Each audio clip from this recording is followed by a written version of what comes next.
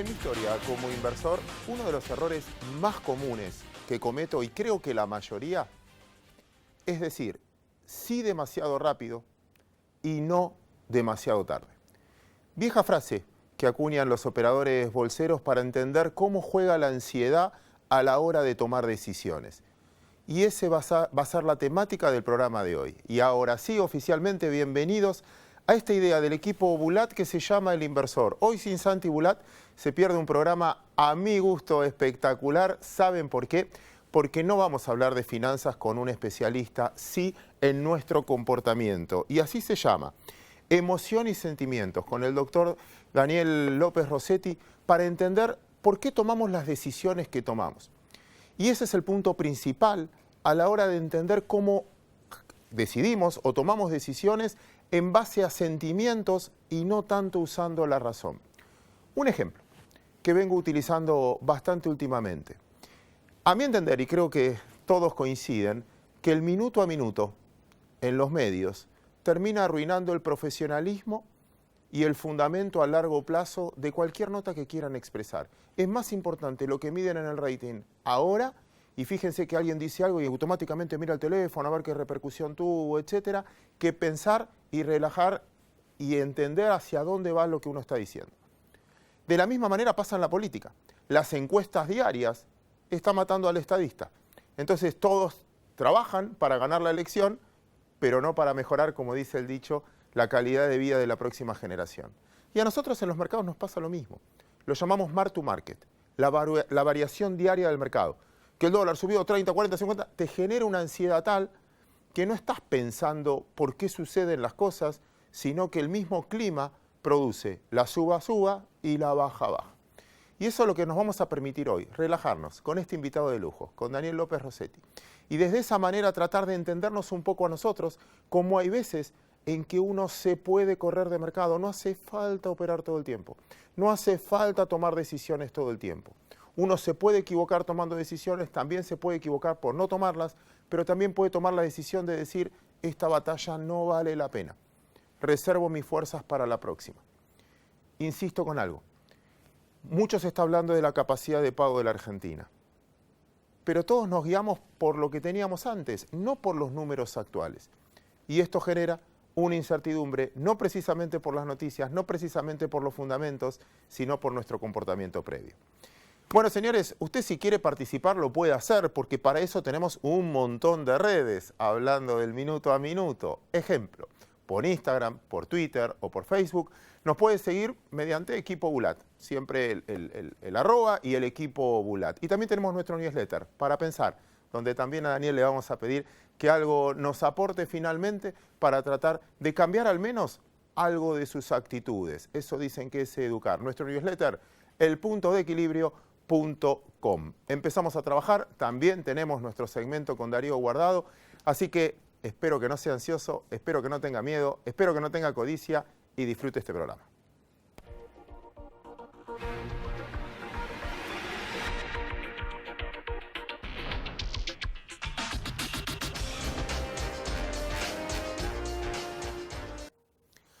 Millones de gracias, Daniel, por venir hasta aquí. No, te agradezco la invitación, Claudio. No, déjame aprovechar y abusar de tu conocimiento. Si tendrías que hacer un editorial con lo que escuchaste hasta ahora en mezclar nuestros mundos, ¿qué dirías? Este mundo, el mundo de las finanzas, llega recientemente. El mundo inicial tiene millones de años de evolución, que son nuestros antecesores, que también tenían emociones, tenían sentimientos, tenían motivaciones. Nuestros antecesores, el núcleo de la conducta de un hombre prehistórico, lo tenemos igual hoy. Supongo yo que el que está en la bolsa tiene un hombre prehistórico adentro. Es decir, somos la herencia evolutiva y las emociones y sentimientos son resultantes evolutivas de necesidades adaptativas. Una emoción y un sentimiento tiene tres características. Es adaptativa, sobrevivir, adaptarse a la circunstancia. Claudio, esa es una. Social, el cerebro es un órgano social, transmitir lo que estamos sintiendo o percibir lo que siente el otro. También como un conjunto, posiblemente vos lo llames mercado, ver los rostros, los miedos, ¿no?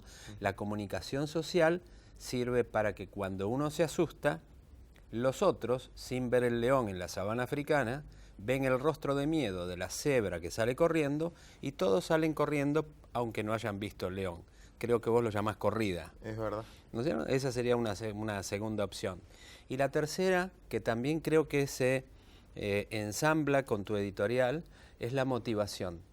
La motivación, por naturaleza, es un impulso. Y la verdad es que emoción viene del latín que dice emotio. Y emotio es moverse. El impulso es la motivación a la acción y al moverse.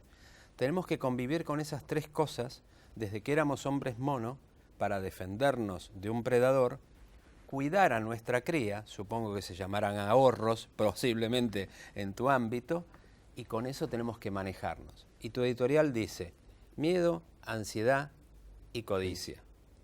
¿Estoy hablando mucho? No, está genial. El miedo es una emoción. Toda emoción es una vivencia que tiene rostro físico. ¿Por qué? Porque nació para comunicar. Miedo, ira, alegría, tristeza, sorpresa y asco. Esas 6 emociones tienen rostro y son reconocidas por cualquier agente de bolsa en cualquier parte del planeta. La cara de miedo, cuando le fue mal o le está por ir mal, la de tristeza cuando le fue mal, estoy inventando, me estoy metiendo en tu terreno, y la de alegría cuando le fue bien.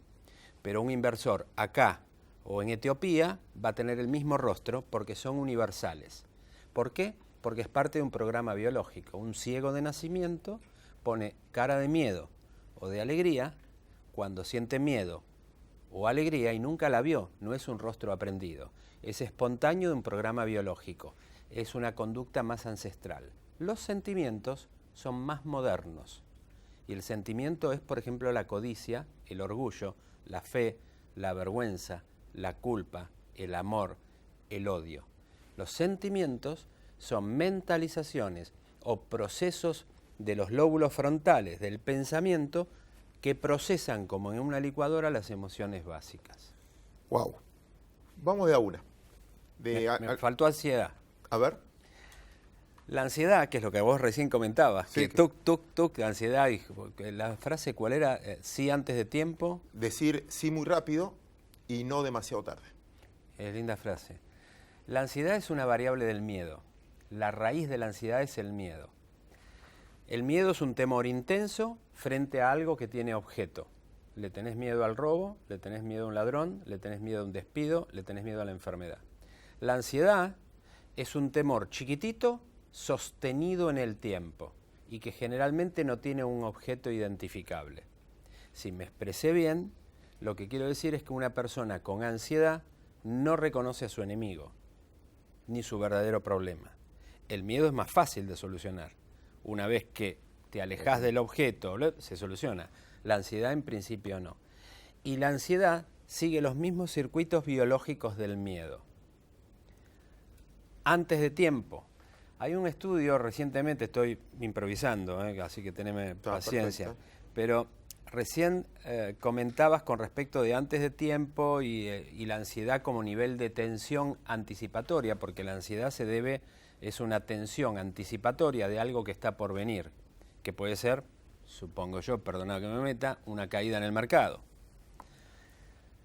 Si eso es así, se podría aplicar un estudio que recientemente publicaron en Neuroscience, un journal de Neuroscience muy importante de la Universidad de unos investigadores de Princeton, muy interesante, sobre que decía que un nivel de tensión emocional o estrés tenés que tener para tomar adecuadas decisiones.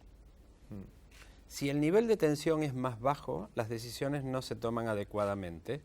Y si el nivel de tensión es más alto, es estrés malo, dañino o tóxico o distrés y no se toma correctamente. Se tomaron 2 grupos de personas. A un grupo se las sometieron a un cierto nivel de estrés para que tengan un nivel de estrés. Y a otro grupo no, los dejaron relajarse. Se les presentaron problemas decisorios a ambos grupos. Se observaba por los test que el grupo no estresado era más optimista que el estresado, porque el estresado anticipatoriamente tenía cierto nivel de preocupación. Los que estaban estresados un poquitito, por decirlo simple, en la conclusión del trabajo, tomaban decisiones más precavidas, porque estaban encendidos. Los que no estaban encendidos tomaban decisiones aleatorias. Si unimos este trabajo de neuroscience y lo llevamos a otros trabajos que también dicen claramente que hay una curva, una curva de ordenadas y abscisas que dice que a mayor nivel de estrés, mayor eficiencia, es decir, vas a operar mejor en bolsa, hasta un punto en que el nivel de estrés es disruptivo y ya no guarda una relación lineal con la eficiencia decisoria y cae. Te uso esos ciclos, un segundo, para meterte unos conceptos también. Dentro de la economía o la teoría de ciclos, mejor dicho, siempre se trabaja sobre instancias... ¿La teoría de ciclos es en economía? Sí, que es, casi todos los últimos premios Nobel de economía tenían que ver con eso, de Richard Thaler, del comportamiento, más allá, claro, porque en realidad una emoción también, algo que vos lo decías y lo describías mejor que yo, no lo voy a hacer ahora, que es, nada, me robaron un taxi y tengo miedo de subirme un taxi, me acorralaron la plata en el 2001, entonces ante cualquier señal reacciono, que es por el pasado y no por el futuro, por lo que veo del futuro. Pero la teoría de ciclos dice que en las instancias, el mejor momento es obviamente cuando estás eufórico y con estrés es como que estás en ganador y como estás en ganador ganás, hasta que llegas a un momento de soberbia y que es la peor instancia. Cuando alguien es soberbio porque no llega a ver la realidad, se cree que es superior a la realidad, entonces hay que vender cuando notas mucho gesto de soberbia. Después de la soberbia viene un gesto en los mercados que se llama la negación. No es tormenta, no es crisis, no pasa nada. Y ahí siempre detectan que es el peor de los problemas, porque cuando negás el problema no lo estás solucionando. Después de la negación viene el enojo, que como ya no lo puedes negar, porque es evidente, le echás la culpa a otro. Entonces, culpa del fondo, culpa de mi mamá, culpa de mi socio, culpa de mis hijos. El enojo es el peor mecanismo para tomar una decisión porque no estoy resolviendo los problemas, estoy enojado con los problemas. Hasta que llega la depresión, que dicen que es lo contrario que el enojo. Yo me echo la culpa de todo. Este país no sirve para nada, no existe. Y ese es el momento de invertir, porque te subvaluás, porque te vendés por debajo y después viene la aceptación, bueno, ya estoy un poco mejor, la euforia, la soberbia y el ciclo se repite. Interesante. Bueno, en ese ciclo, porque también finalmente todos actuamos de esa manera, a la larga. Y el enojo te lleva a la depresión y en la depresión es cuando ya tenés poco para perder. ¿Qué parte ocupan en esto? ¿Cuánto es sentimiento? ¿Cuánto es emoción? ¿Cuánto la ansiedad acelera esos procesos? Emoción y sentimiento se juntan continuamente. Incluso habría que introducir otro término que es sensación. La sensación es lo que te marca el estómago. Si quisiéramos complejizar un poquito esta charla, digamos, emoción es la vivencia que tiene el rostro y sentimiento es la elaboración mental o intelectiva o cognitiva de un grupo de emociones que, a diferencia del sentimiento, como por ejemplo el orgullo, la vergüenza o la codicia, se hacen sostenidos en el tiempo, mientras que la emoción, Claudio, siempre dura poco tiempo. Cualquier condición emocional puede ser lo que vos quieras, pero siempre es breve. Claro. Es una brasa caliente, pero breve. El sentimiento puede durar, un codicioso puede estar toda la vida. ¿Y eso hay mucho de intuitivo o es porque experiencias previas? La emoción tiene mucho de experiencia previa y de evolución biológica. El sentimiento tiene más de aprendido, de cultural. Entonces ahí sí se dividen probablemente inversores en distintas partes del mundo. Trato de adaptarlo a la naturaleza de tu especialidad. La sensación es lo que te viene del estómago sin saber la respuesta de por qué. Una bacteria tiene sensaciones, es decir, modifica reacciones biológicas. Lo que sucede es que no tiene sistema nervioso para entender que tiene una sensación. En la evolución de esa bacteria llegamos, después de 3.800 millones de años de vida en el planeta Tierra, a los agentes de bolsa. Pero esos agentes de bolsa tienen en su interior a la bacteria. El tatara a la N, abuelo de un inversor de bolsa, es una bacteria, por decirlo de un modo. Lo que pasa es que hoy sentimos una sensación. ¿Viste la pregunta cómo te sentís? No que estás sintiendo, sino como si bien o mal, si optimista o pesimista, si con placer o displacer, es decir, lo que es valencia, on-off, positivo o negativo, es una sensación de fondo sobre la que se imprimen las emociones y sentimientos. Si vos te sentís mal de fondo porque comiste demasiado, estás distendido o dormiste mal, quizás no seas consciente decisoriamente, pero la toma de decisiones va a ser peor. Está muy bien. Lo que me llama una pregunta, y te haría una pregunta, porque vos estás llevando esto a un nivel individual, y a mí me preocupa la inversión que vos decís. Y decís, alguien se puede equivocar por soberbia, se puede equivocar por avaricia, por codicia. Cuando los agentes de bolsa toman decisiones en conjunto, el hecho digamos, si en vez de tomarla individualmente, la toman en conjunto, es decir, un equipo de trabajo, ¿no disminuiría la posibilidad de error? Por eso en muchos lugares tienen esas famosas mesas de dinero y demás donde muchos intercambian, reunión de research o lo que fuera, donde pueden intercambiar opinión. Pero a la larga lo que yo creo en eso, y ahora te traslado y te devuelvo con una pregunta, si todos conocemos esto y se estudia, bueno, vos más que otros y otros lo estudian, si se puede manipular esos sentimientos. Porque a la larga vos decías, contabas el ejemplo del león y la manada, que si uno sale corriendo, salen corriendo todos. Entonces, si uno sabe de eso de antemano, y yo creo que sí, o está la fantasía de la manipulación de mercados, que si uno puede arrastrar a la masa con una información no del todo verdadera o mostrándola a medias, y sabe que la manada va a ir corriendo para ahí, entonces puede aprovechar esas circunstancias. Porque, en el fondo, ¿por qué te digo esto? Ante tu pregunta, y te lo traslado en pregunta. Yo siento que a veces te llaman, ¿y por qué subió el dólar? ¿Y por qué bajó la bolsa? ¿Y por qué subieron los bonos? Entonces, como ya está el hecho, yo solo leo noticias, voy a buscar noticias negativas que están hace un montón de tiempo, pero para justificar lo que ya pasó. Y cuando la cosa viene bien, mirá lo que subió el mercado, mirá que rebotó, mirá que bajó el dólar, mirá que viene el mundo, entonces voy a buscar, bueno, ¿qué puede haber justificado esto? Y voy a leer todas las noticias buenas, entonces condiciono las respuestas en la señal de precios. Por lo tanto, a eso voy en que no sé cuán creíble es y cuánta gente, como te decía antes, puede manipular ese sentimiento humano que nos lleva a actuar en cascada. En el término de emoción y sentimientos, la pregunta casi obligada, cuando uno charla un poco, es la que decís. ¿Cómo controlo esto? ¿Cómo controlo las emociones y cómo controlo los sentimientos? En realidad, la palabra más adecuada, más que controlar como si fuera un caballo salvaje, es gestionar.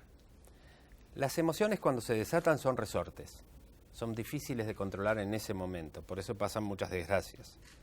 Lo que uno puede hacer es anticiparse a la condición de emoción, sabiendo que no debiera ingresar en ese área de limbo o área gris o área... Es decir, vos tenés que saber que si pasa algo, podés reaccionar con ira. ¿Qué debes hacer? Anticiparte, porque la única decisión emocionalmente sana es no ingresar en la turbulencia de la ira. Y eso sí se podría gestionar. Los sentimientos son más evolutivos y te da más tiempo porque jugás con el tiempo. Pero yo te vuelvo a hacer una pregunta a vos, porque comparo con medicina, tu área me encanta, pero no sé nada. Pero a vos decís, te preguntan qué pasó con el dólar hoy y transmitiste ansiedad. ¿Por qué subió el dólar? ¿Por qué bajó el dólar? ¿Por qué esto? ¿Por qué lo otro? En medicina, si un paciente me preguntase en unidad coronaria, donde trabajo y qué sé yo, me preguntasen por qué subió el sodio de 142 a 148, por qué bajó el potasio de 4,5 a 3,8 o el cloro de 113 bajó a 100, yo no tendría interés en una respuesta, pero sí me gustaría saber la función del riñón.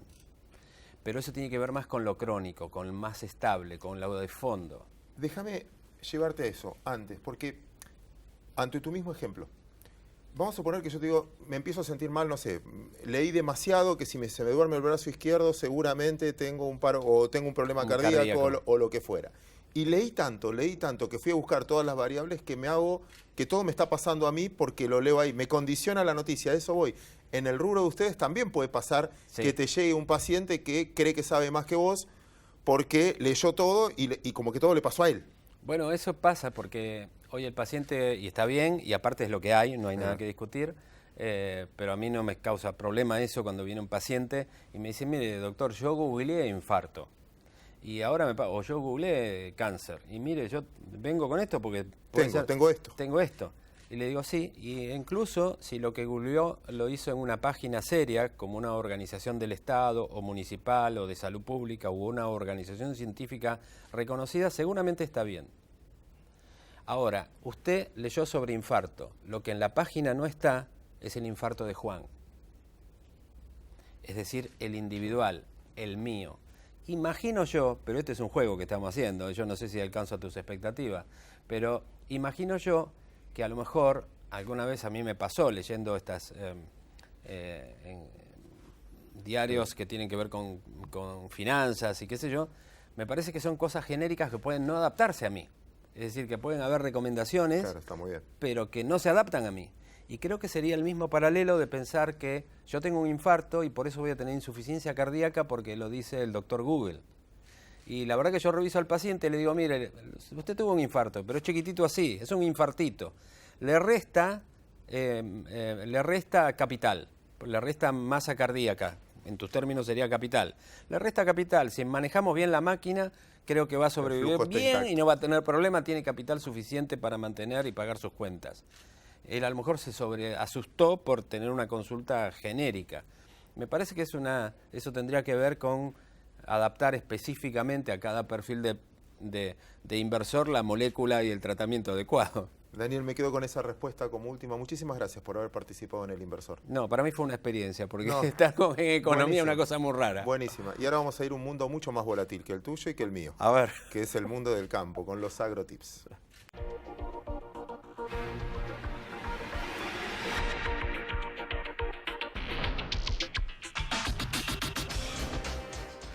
Hola, ¿qué tal? Bienvenidos a AgroTips en El Inversor. Hoy les quiero hablar del peso que tienen los impuestos en el sector agropecuario argentino y por qué el campo es uno de los sectores de la economía que más tributa. Hay que tener en cuenta que después de la eliminación de las retenciones, tanto a los cereales, al maíz como al trigo y a las carnes y a otros productos de economías regionales, se ha reducido esa presión fiscal que tenía el sector agropecuario. Sin embargo, todavía persisten algunos impuestos distorsivos, como las retenciones al complejo sojero. La participación, según la Fundación FADA, del Estado en la renta agropecuaria en todos los niveles, ya sea municipal, provincial o nacional, era del 94% a fines del 2015. Hoy ese porcentaje está en torno al 55.8%, es decir, de cada 100 pesos que produce el campo, 58 pesos con 80 centavos se lo lleva el Estado en sus tres niveles. Hay que decir además que la presión fiscal de Argentina es muy importante, no solo en el campo, sino en otros sectores. Y el productor agropecuario, además de lidiar con el clima, que no lo puede manejar, debe lidiar con impuestos muy altos en lo que hace a las tasas municipales, al impuesto al inmobiliario rural, también a lo que tiene que ver con el IVA, bienes personales, ingresos brutos, ganancias y, como si fuera poco, los derechos de exportación que todavía persisten en el complejo oleaginoso. Solo como ejemplo, para entender el aporte que ha hecho el campo en materia de derechos de exportación durante más de una década, desde salida de la convertibilidad en el año 2002 hasta el año pasado, de acuerdo a datos de la Sociedad Rural Argentina, el campo ha aportado en materia de derechos de exportación de retenciones 93.800 millones de dólares. Esto casi duplica el préstamo del Fondo Monetario Internacional de Argentina. Impresionante. Así que hay que tener en cuenta que de este aporte que ha hecho el campo, el 81% lo hizo el sector de la soja, el complejo oleaginoso, a través del poroto y de los subproductos que fueron noticias en las últimas semanas por el congelamiento de la rebaja en las retenciones. Hacemos una pausa breve, enseguida volvemos con El Inversor. Auspició este espacio. Somos San Miguel, una empresa argentina multinacional, líder en la industria de los cítricos. Somos experiencia e innovación. En Argentina, Uruguay, Perú y Sudáfrica, elaboramos productos de primera calidad, trabajando en armonía con el medio ambiente y con nuestra comunidad. Solo hay algo que me gusta más que manejar al amanecer, y es poder manejar los tiempos comerciales de mis granos. Imagina poder crecer sin límites. Y pesa Silo. Si lo imaginamos, podemos.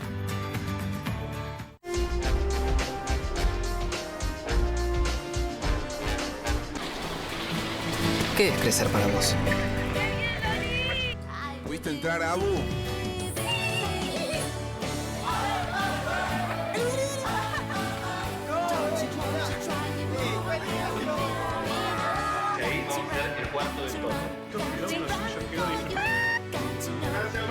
Para cada uno, crecer es algo distinto. Lo importante es tener quien te acompañe. Me parece que hice un video. Banco Ciudad. Te quiere ver crecer.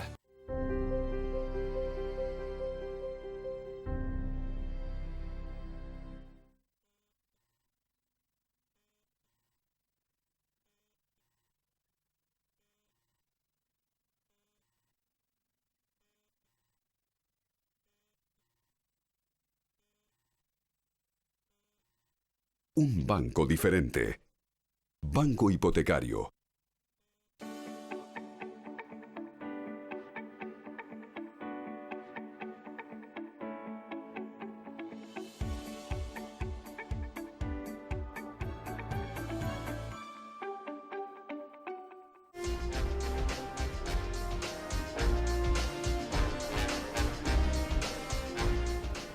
Quiero suponer que le pasó lo mismo que a mí, ¿no? Impactado, porque a veces es bueno frenar un poco la pelota y tratar de discutir bien de lo que realmente estamos discutiendo. Insisto con lo mismo, quizás es un reflejo personal, pero la ansiedad muchas veces te genera acelerar un proceso que en el fondo no es bueno. Uno puede, repito como decía al principio, ganar dinero o intentar ganar dinero o salvar su capital al fondo, tratando de tomar una decisión, pero también puede hacerlo no tomando una decisión que puede ser perjudicial. Y cuando uno analiza, también tiene que analizar cuál es la otra parte. Este es el ejemplo típico, voy a comprar un departamento, o alguien que va a comprar un departamento. El vendedor lo pinta como lo mejor que hay. Y vos decís, ¿para qué lo quiere vender? Y el comprador lo tira para abajo, no, mirá, no me gusta. Obviamente están negociando el precio. Entender la posición del otro nos va a dejar un poco mejor parados a la hora de decidir sobre nuestro futuro. Bueno, señores, ha concluido el programa de hoy. Repito nuevamente, nos puede seguir por todas las redes. @equipobulat es la sigla. Twitter, Instagram, Facebook, donde tenemos que estar. También nos puede leer en elpuntodeequilibrio.com o vernos de esta manera en Metro. Y nosotros nos reencontramos el próximo sábado, ahora sí, con Santiago Bulat.